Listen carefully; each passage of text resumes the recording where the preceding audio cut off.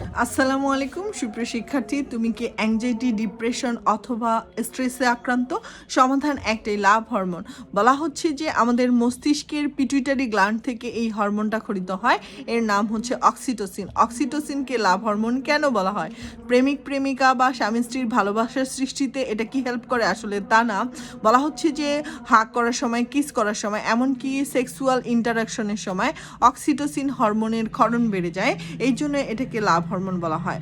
গবেষকরা বলছেন যে সমস্ত বাচ্চা তাদের গ্র্যান্ড প্যারেন্টস অর্থাৎ দাদা দাদি, নানা নানি, এমনকি বাবা মার সাথে বেশি বেশি টাইম স্পেন্ড করে এবং বাবা মাকে বেশি বেশি হাগ করে অথবা কিস করে, সে সমস্ত বাচ্চা অ্যাংজাইটি, ডিপ্রেশন এবং স্ট্রেস থেকে দূরে থাকে। অতএব তুমি যদি স্ট্রেস, অ্যাংজাইটি অথবা ডিপ্রেশনে আক্রান্ত হয়ে থাকো, তুমি বেশি বেশি তোমার মাকে হাগ করতে পারো বা কিস করতে পারো, এমনকি তুমি একটা ছোট বাচ্চার সাথেও খেলতে পারো।